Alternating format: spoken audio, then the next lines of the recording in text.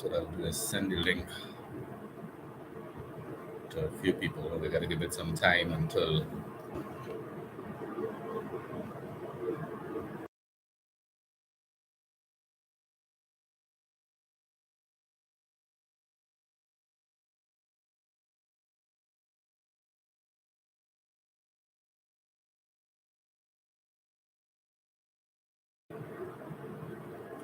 Good afternoon, and welcome to the first public meeting of the Trinidad Humanity Campaign Political Party. We're just going to give everyone maybe about 5 minutes or so to get in and get together so we'd have a little bit of a group. So now it's 6:02 p.m. We'll start just about 6:07 p.m. if that's okay with everyone. Thanks. Remember, you guys can contact me live at 462-8870. Send your WhatsApp messages, send your voice call during the broadcast. So let's take a 5 minutes and see if a few more people join us. Yes.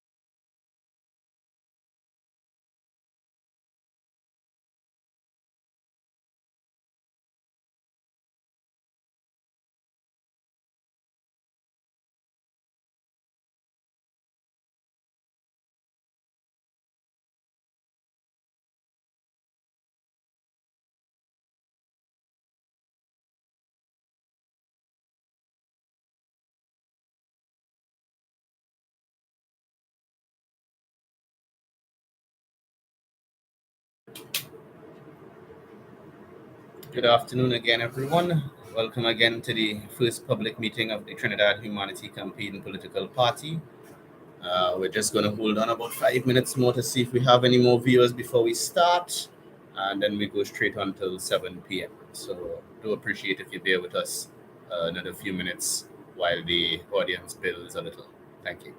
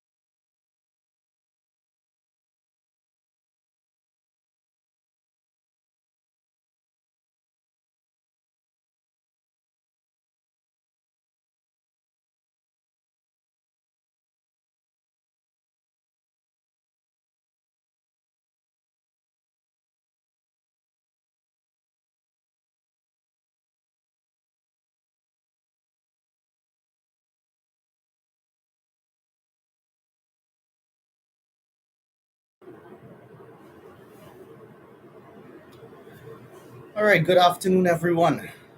Just a few people, but this is our first meeting, and this meeting will be recorded to be viewed again on YouTube and through our social media. So have no fear if you miss anything. Um, as I said, good afternoon. I am Marcus Ramkisoon. I am the leader of the political party, the Trinidad Humanity Campaign. We are a registered political party as of 2014, and we have contested the general election in 2010, 2015, and 2020. So we have been around for quite a while, actually. We haven't engaged in receiving any funding from any particular group or individuals or anything like that. So you find that our campaign methods are a little bit different from what you're accustomed seeing um, in regards to t-shirts and music and trucks and all that. We won't be doing any of that stuff. So one of the reasons we're holding our meetings online now live is due to the short run up before the local government election this year.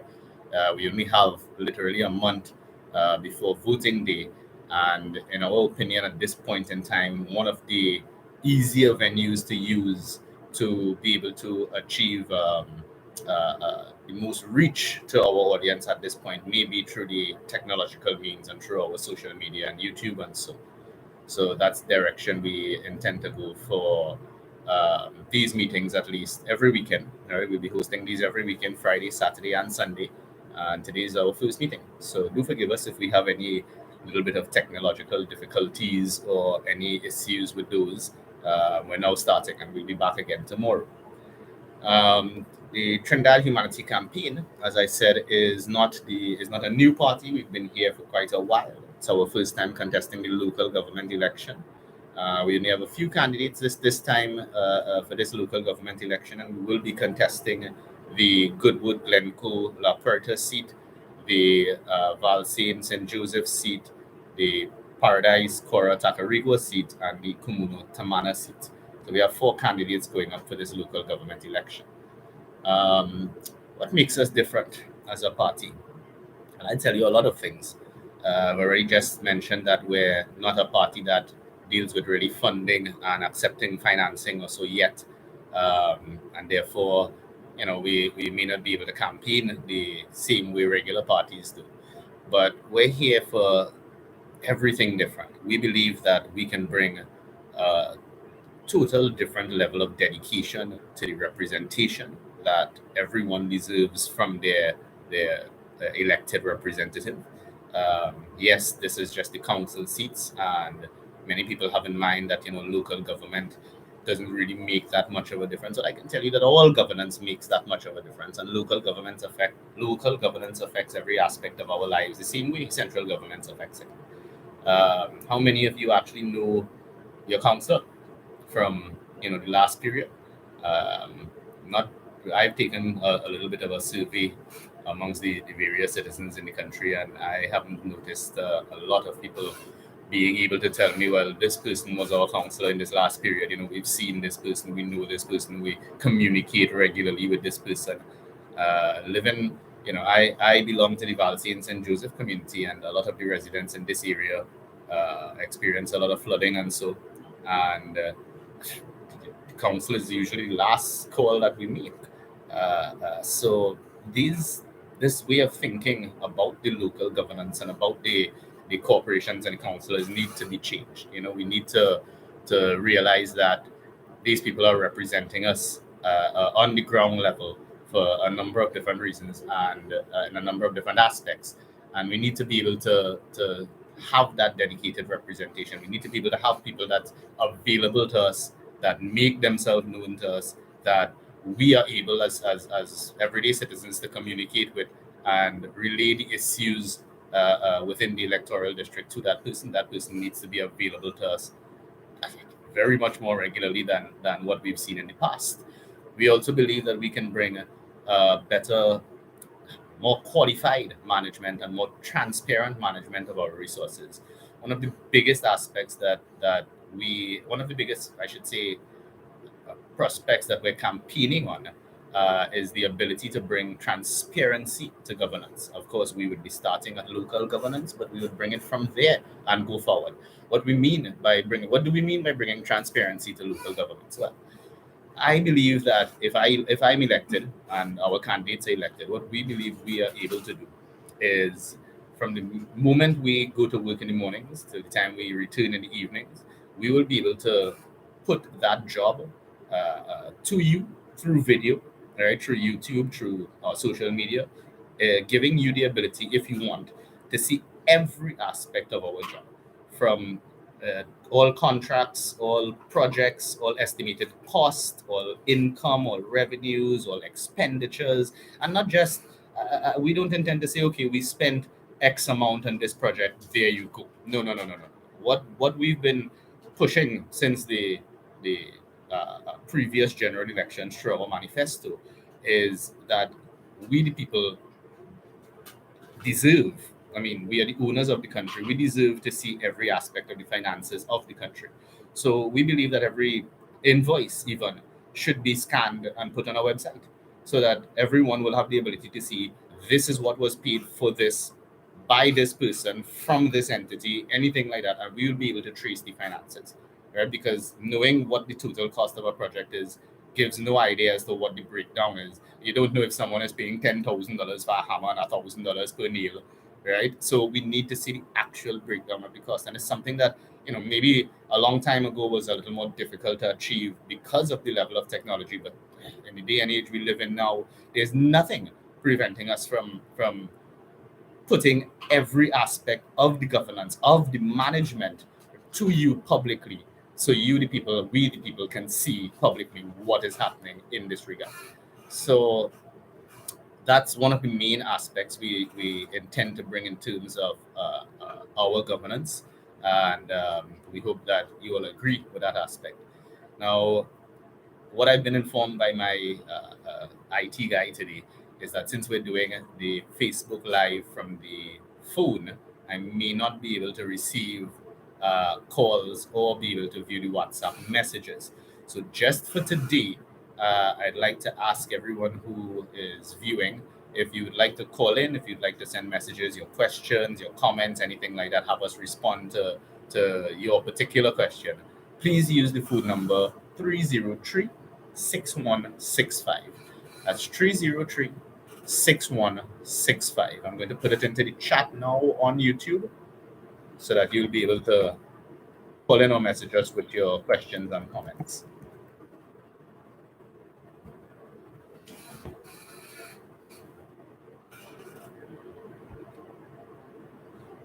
So, one of the points that I would like to discuss before even being asked about it, because it seems that in every community that we've visited, every person that we've spoken to, the main question that comes up, although we are seeking to be elected to represent in local governance, the main question that comes up still is crime.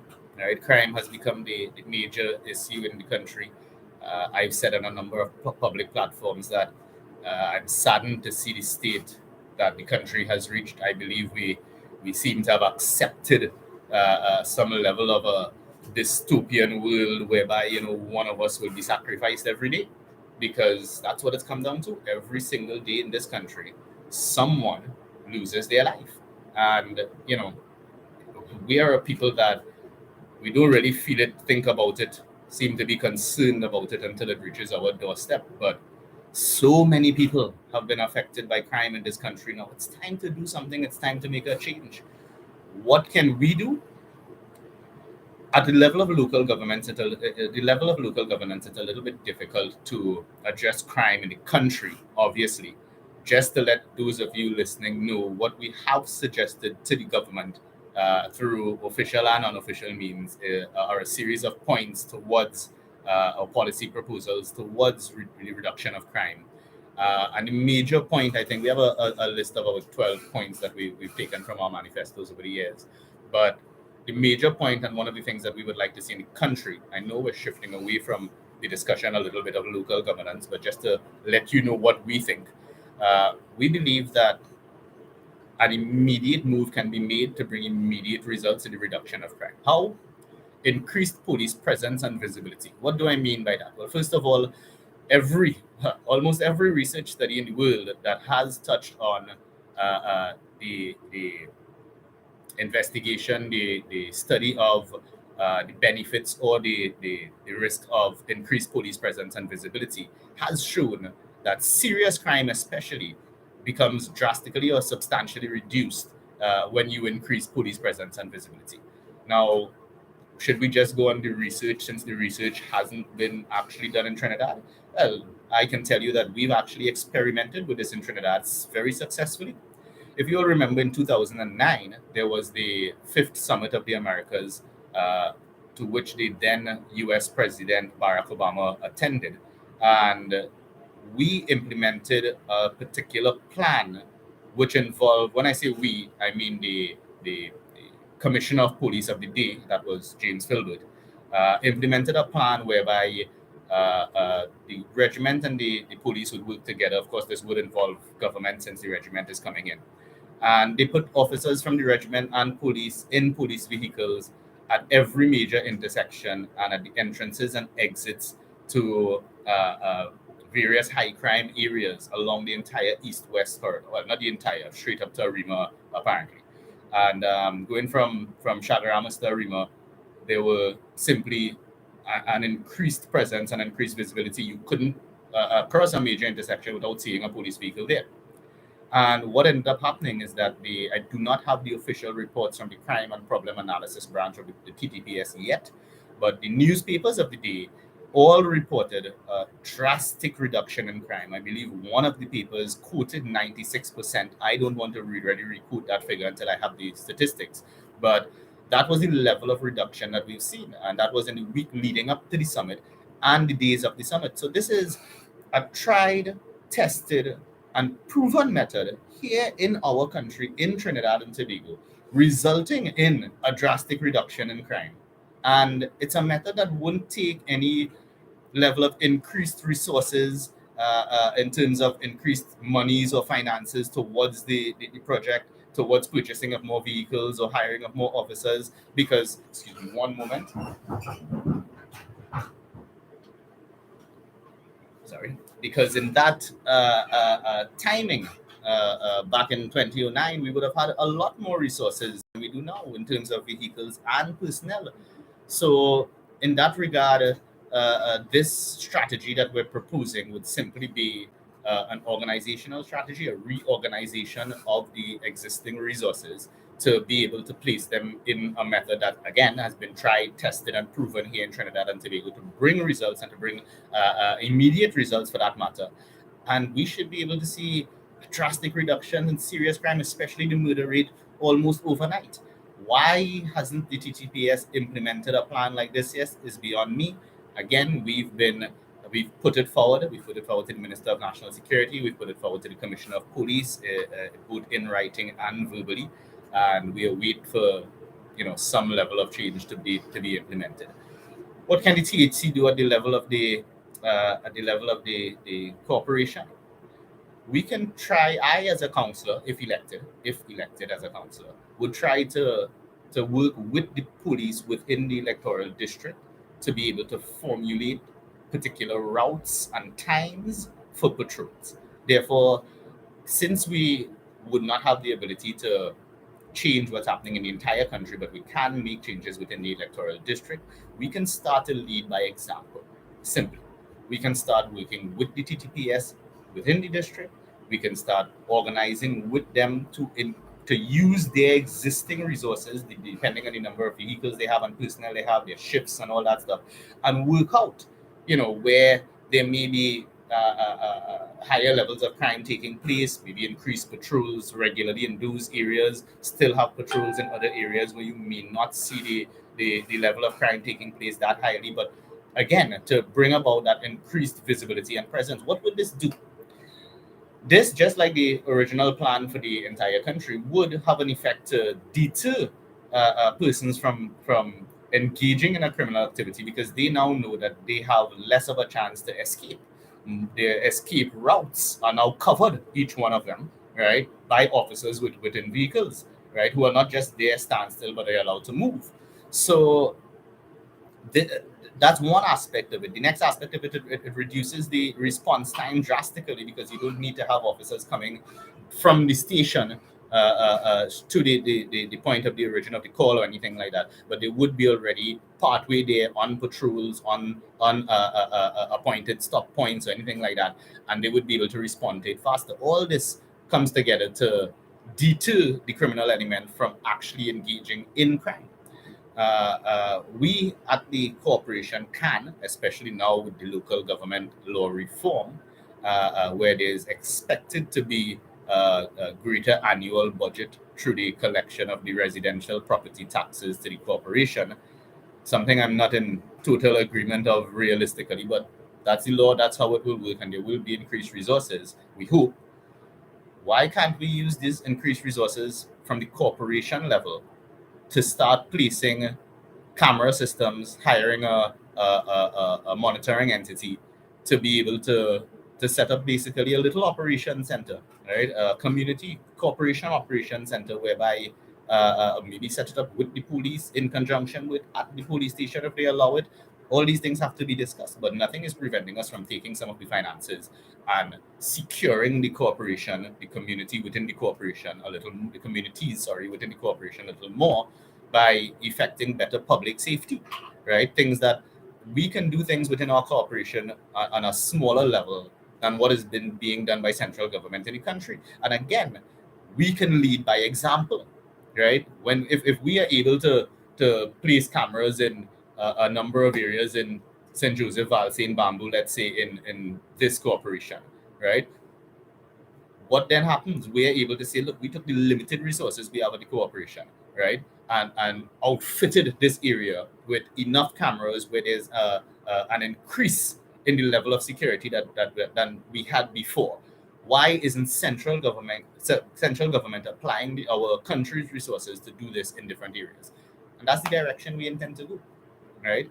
But definitively, one of the main things that you will see is the transparency aspect, and everything that we encounter, you will encounter. It's almost as if you will be elected to the job. If you want to see and when, everything will be online, everything will be available for you to see at your choice of timing. So we really hope that you guys see that new people can make a difference, that there are other people willing to do the job, people that are not just, as a lot of people like to say, coming out of the woodwork. As I've said, for those who are now tuning in, we at the Trinidad Humanity Campaign have been registered since 2014. I have contested the general election in 2010, and the party has contested in 2015 and 2020.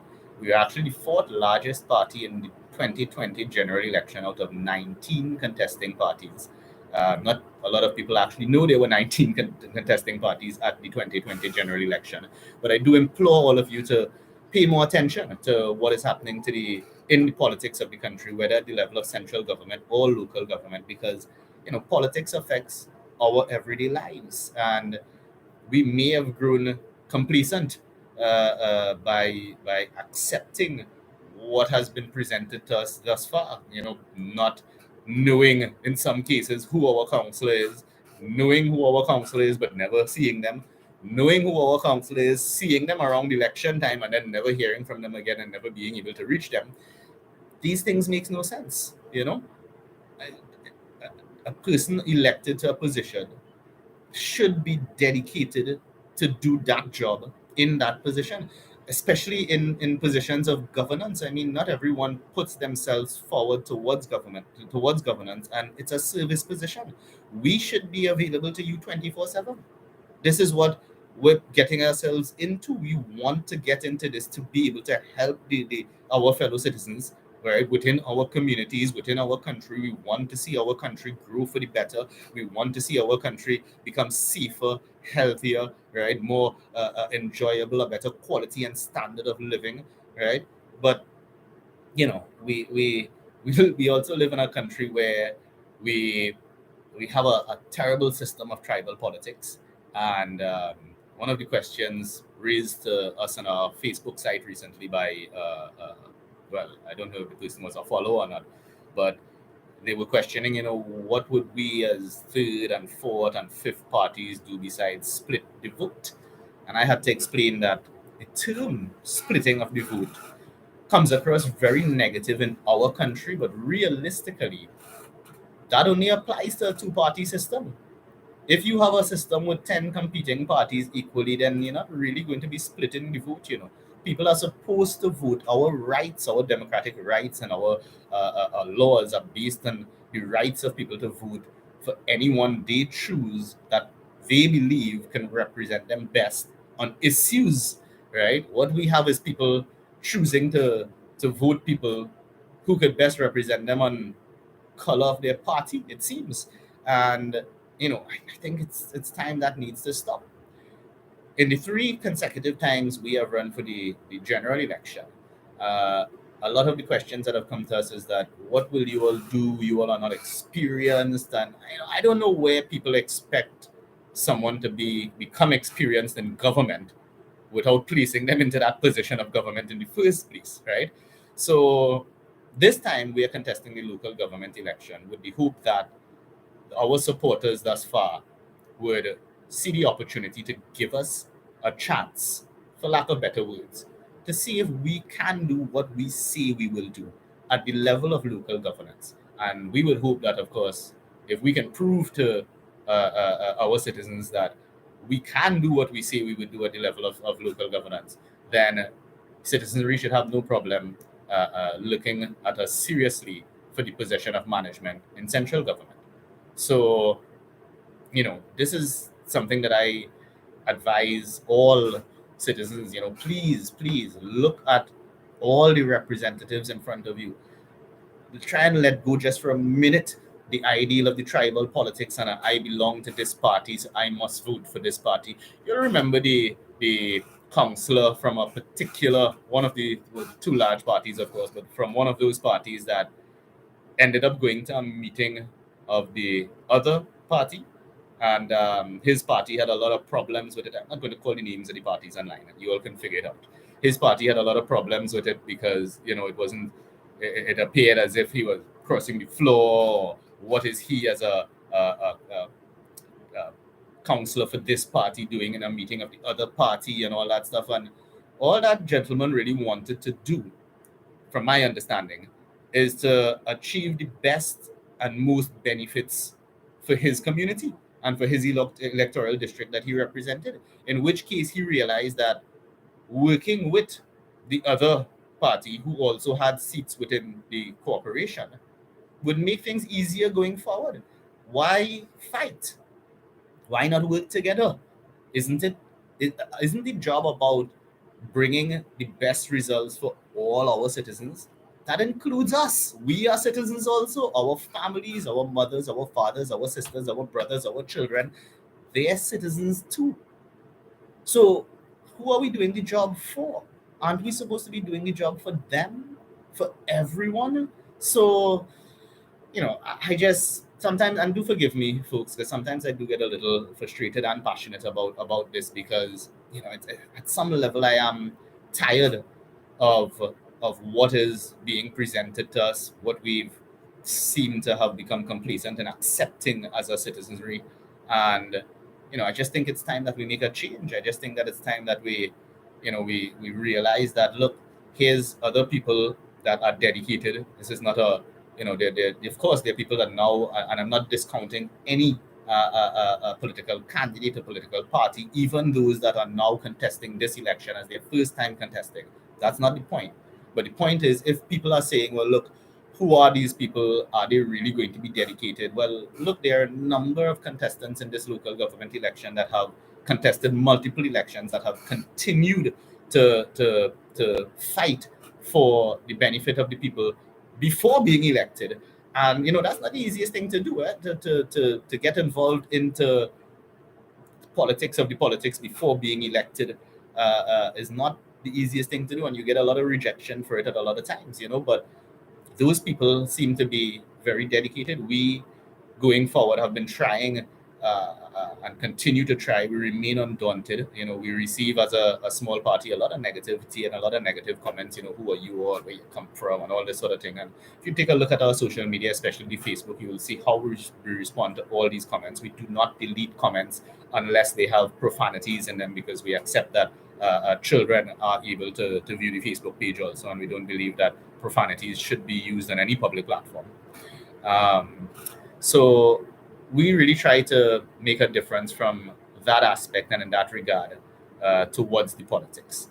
I see it's now 6:37, and we do only have just a few viewers. Again, it's our first meeting, and hopefully when this video goes out from the recorded version, a lot more people will be interested in hearing what we may have to say. I remind you that today you are welcome to WhatsApp us or call us on 303-6165. That's 303-6165. It's in the YouTube chat. And, we're here to answer any of your questions, anything that you might feel concerned about, specific questions as to what you may think or what you might want to see from your community and in your area. So we're here. So I'll ask my IT guy to check the phone, make sure that anybody has, all right. So we do. Okay, what is it? 1 second.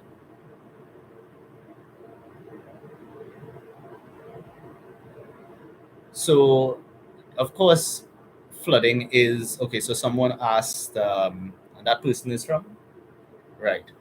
So from my constituency in Val Saint Joseph, we do experience within the bamboo communities and Val Saint, even North and South Val Saint, Spring Village to the back of the UTT there now, is we do experience a lot of flooding in that flat land. The back there is right next to the rice fields. The river bank is just behind, and the water does overflow the bank sometimes.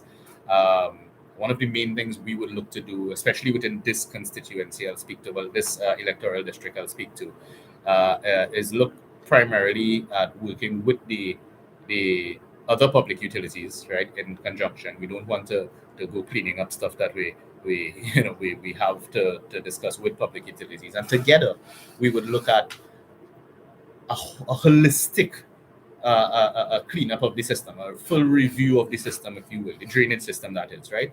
We understand how drainage works, right, and the flow system, and that's why we say we'd have to work with public utilities to achieve all the directions, the flows, the maps of the actual drainage systems that are there, and work towards a full cleanup, preferably in the dry season before the rain starts, right? Because that makes it a lot more difficult to get down there and get in there. And what we intend to do that's a little bit different from what you may have seen is we intend to use some of the resources at the corporation to bring in some modern technology to be used in this aspect of the cleaning up of the draining networks and so forth. Many of you, especially the younger folks, spend a lot of time on the social media, look at a lot of reels and so on Facebook and Instagram. This is actually one of the places that I've seen it a lot more. There's some new, smaller, remote control operated equipment that are made specifically for the clearing and cleaning of drainage networks and are being used and applied in developed countries. They're new devices and new equipment that have only really been developed within the last decade or so, and hence the reason that it's been used in the more developed countries more. But this is one of the things that we intend to bring to our country using the resources, because they're not very expensive. It's not, and again, through the transparency that we're promising, everyone will be able to see exactly how much we paid for it, where we purchased it from, and all that stuff. So don't worry about the transparency aspect. But it's much easier to, and not saying either that, oh well, the equipment might take away jobs from the people who actually go into the drains and scrub and clean and pull out stuff. It can, to a point, but if we look at rearranging the resources, then those individuals can end up getting to do a better quality of work, and that really harder stuff, right? The stuff that is a little more dangerous to the health of the person, especially that's doing the operation, can be done by remote control. Why aren't we using the technology that's available to us? So this is a question to me. Comment? But no.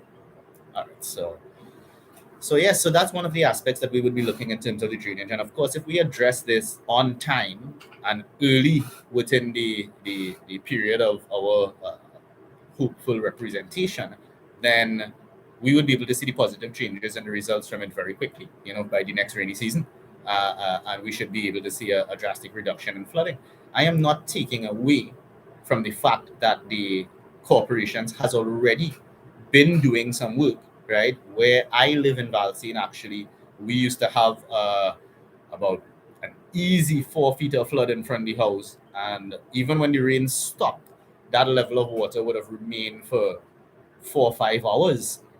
What I've noticed now is that in as much as we still get that height of water, half an hour after the rain stops, the water is drained. So work has been done, and we're not trying to take away from what's been done. We're saying what we believe we can do better, right? And even if not elected, we continue to push these ideas to the persons who are elected, the parties that are elected, to try to achieve this change in our country. It's no secret.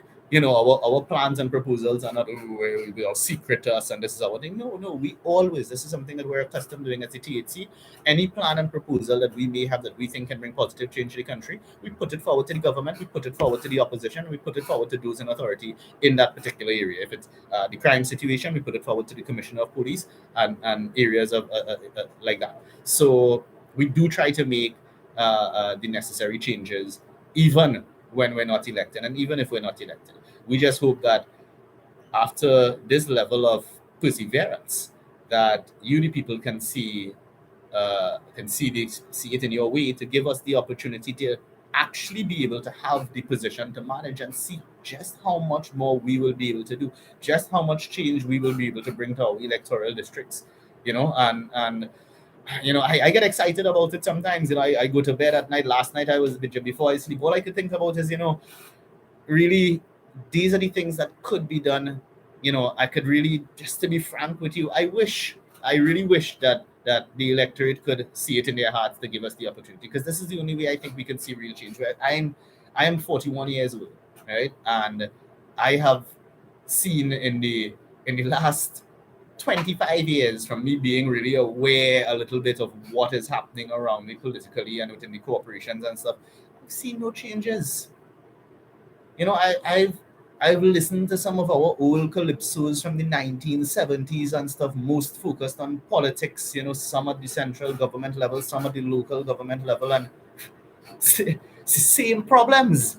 So, and this is sad. It's saddening, because how can we live in a country where we elect governance both at the central government level and the local government level, and decades pass without any real changes? We live in a country with oil, and there's so many communities. I think the minister of public utilities commented in parliament recently. I'm trying to remember the figure. I don't want to quote too high. I feel safe at saying 11%. I think it was something like 20 something, yeah? But I feel safe at saying 11% of persons within the country have no access to water. What? So what these people, what we in 2023, they have oil. We spend hundreds of millions of $80 million a mile, 80 million dollars a mile to pave the roads. Whereas if the corporation was doing it, it would not cost us more than 8, because we have a pitch lake. All we is import is the aggregate. We have the machinery, we have everything else. You telling me this money could not go to supply pipe-borne water to people who's never had it in our country? Voting citizens, whether they're voting or not, they're human beings. Right? We just went through we're still going through it to a point, but we just went through 3 years of a pandemic where the major advice coming from all those in authority was sanitation, proper sanitation methods. Wash your hands. If these people don't have access to pipe-borne water, how do you expect them to wash their hand? I don't get it. So again, we really hope to see some level of change. We will continue to push our ideals of change, whether elected or not, and we would hope that the citizenry within our country would see it within their way to give someone a chance who can really potentially do something different. When you vote a local government councillor from a large party, that person is mandated to operate by the party rules. That person is not allowed to do what they want, right? It's the same thing within the central government, within the parliament, right? You might have a senator from a particular party wanting to say something that's different from the party view, and they are not allowed to because they have to sign documents stating that they must vote together with the party, what they call caucus voting, right? No matter what. We would never do that, right? Each individual is supposed to be able to make their own decisions, right? And vote and state the matters that they believe in, how they believe they should, right? No one is supposed to be responsible. We had one of the political parties in the country, the leader of that party, coming out in their public platforms this year, I believe, and saying, party before country. What madness is this? Party before country? We at the THC are not about that. We are country before everything else. We are the people before everything else. We are humanity before anything else. Why Trinidad Humanity Campaign? Well, Trinidad, because in us talking to Tobagonians, we believe that the Tobagonians want Tobago to be an independent state, and we do support that. Or we at the very least support more resources going to Tobago to be able to help Tobago become self-sustainable.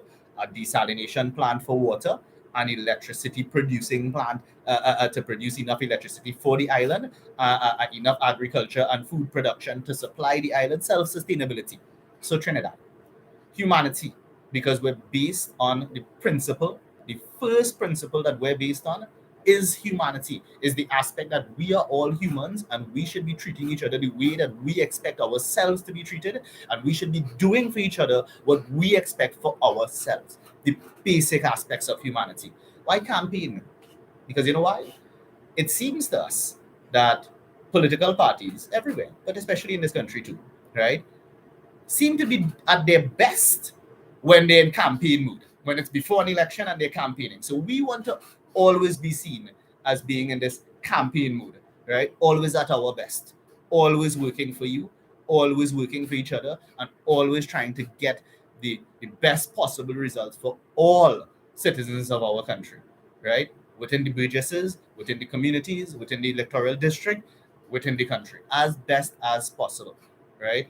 So we continue to strive and we continue to go forward, and we really hope that you give us the opportunity to listen to us and hear what we have to say, hear who we are about, what we stand for.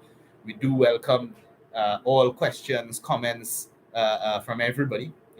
We ask that we keep extremely restricted on profanities. We are not going to entertain that in any public meeting. Do be aware that this is social media, and our children, your children, have access to it. Lead by example. Come on, you know. So, what more can I say to you guys this evening? I see no one has taken yet the opportunity to call in or WhatsApp. We do only have one. Huh? Yeah, if someone did try to call just now, 303-6165, I'm being told by my phone operator. um, so you're welcome to call back. We have just about 10 minutes in the meeting again. We're not strict on time. If it goes over because we have to answer questions, we will. If not, then we cut it off at 7. But you're welcome to call back if you're still listening with your comments and your questions, 303-6165. We will be continuing these meetings every Friday, Saturday, and Sunday. So look out for us again tomorrow at 6 p.m. and again on Sunday at 6 p.m. We would hope that this would be the best way to reach the most people within our burgesses, during this short lead up time before the election.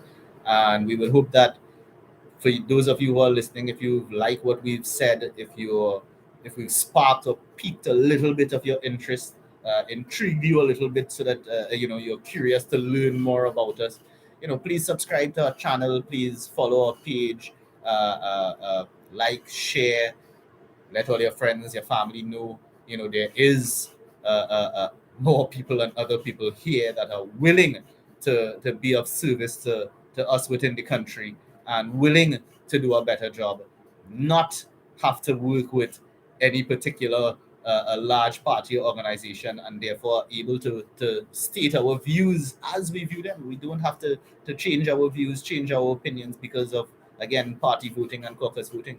We can do what we need to, right? And we can bring the change that is necessary, that is long wanted, that is well deserved by this country. I honestly hope that at some point the electorate sees the need for this change, and we know we can be. We just really hope that you allow us to. Yes, we have a question coming in. What is it? Well, I've gotten that question before on the on our Facebook page. There is a did do a little write up response in response to that question from someone. Someone asked, "Who am I?" So, okay, you've heard who the THC is and who the Trinidad Humanity Campaign is, what we've stood for, how long we've been in operation, been the fourth largest party out of 19 contesting parties in 2020. Who is Marcus Ramke Soon, the leader of the Trinidad Humanity Campaign? I am a citizen of Trinidad and Tobago. I'm now 41 years old. I've had my secondary school education at St. Mary's College in Port of Spain, where I studied business subjects. I immediately, and during business subjects, actually ended up studying for science O levels and completed both business and science at the O level. I then went on to do pre med in St. George's University in Grenada. And from there, after almost completing the program in 3 years, I decided I wanted to switch to alternative medicine. I did a little bit of acupuncture and chiropractic in California. I finished, by the way, St. George's University with my bachelor's degree in life sciences. I went on to California. I ended up coming home due to some unexpected causes and ended up engaging in business. And from there, I actually entered in the cannabis industry.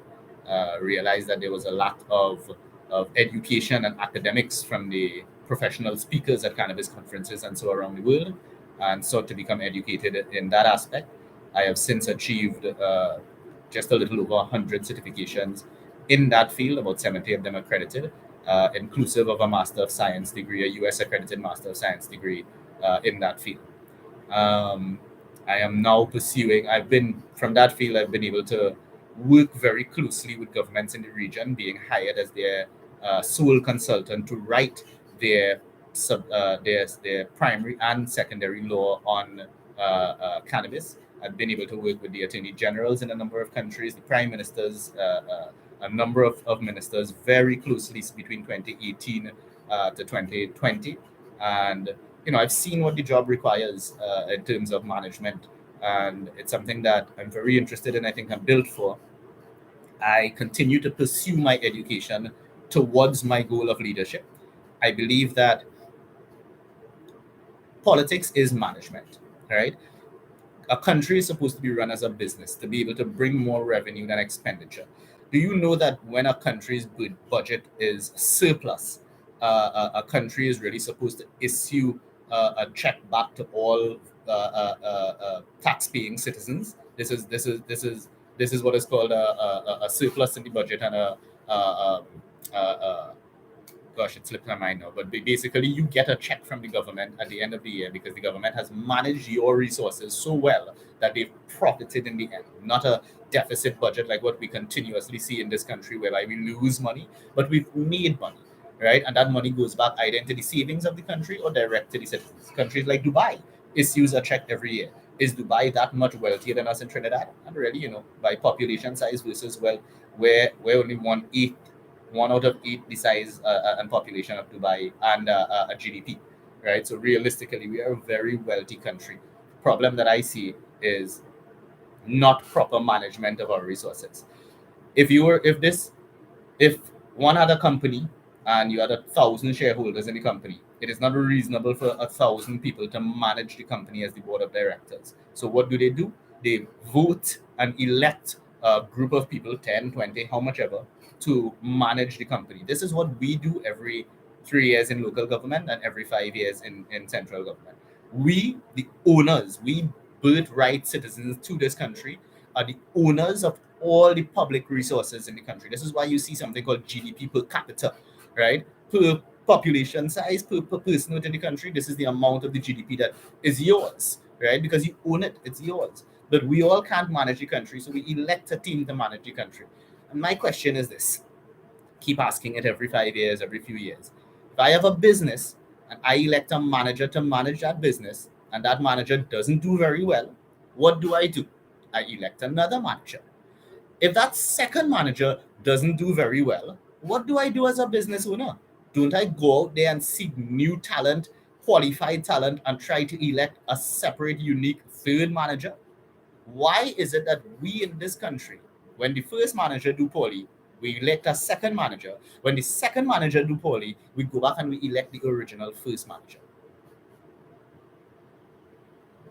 Have we closed our minds to the fact that there are more qualified people in the country that can do the job? I don't know. Again, to me, I find it sad. Because 1.4 million people, University of the West Indies, University of Trinidad and Tobago, so many qualified people. People complaining, oh, we have degrees and we can't get a job. So many qualified people, but we insist as a country that only two particular parties can do the job, and when they do get the opportunity to do the job, they don't do the job very well, right? They overpay for all the projects by not 10%, 10 times, right? 1,000% in some cases, right? And we continue to go. You'll remember the $2 million flag. That was one of the things that got me into elections in the first place. Right? When I heard the cost of that flagpole and that flag, and I had to ask, well, where's the gold? Where's the diamond top? $2 million? Where the money going? Right? And this is our money. You pay taxes. This is your money. Right? We need to make a change in this country. Now is the time for a change. It has been the time for a change for the longest while. Now is just yet another opportunity for the electorate to use reason, to use sensibility, and to try to effect a change in our country. We here at the Trinidad Humanity Campaign will continue to strive for the betterment of every citizen in our country. We will continue to strive for the betterment of the policy, betterment of enforcement, betterment of the standard and quality of living for every single citizen in this country. This is what we're here for. This is what we believe in. This is what we stand for. We would like to invite you officially to join us tomorrow and Sunday, 6 p.m. to 7 p.m., right here on our YouTube channel at Trinidad Humanity Campaign, and on our Facebook. And, well, we didn't do Instagram today, and we don't know if we'll do it tomorrow, but at least on the Facebook social media, we'll do live on both channels, and we invite you to share, tell your friends, tell your family, call us, message us, ask your questions. Come on, grill us, give us the tough ones, Let us see if we are able to show you, at least at this stage, something that you've been looking for, something that we all have been looking for, right? Realistically. Now it's 7 p.m. We thank you very much for your time this evening. We thank you for joining us. We hope tomorrow to have more people in with us. Of course, we understand that it's a building experience. I thank all the viewers and listeners today. I actually wasn't expecting anybody today. I was expecting to put it out with zero viewers and let it build from the recording. But I am appreciative that we do have a few in today, so I'm thankful for that. So everybody have a good night. Enjoy the rest of your evening and enjoy the rest of tomorrow. And hopefully we'll see you all tomorrow evening with some more views from us here at the THC. Thanks again. Have a good one.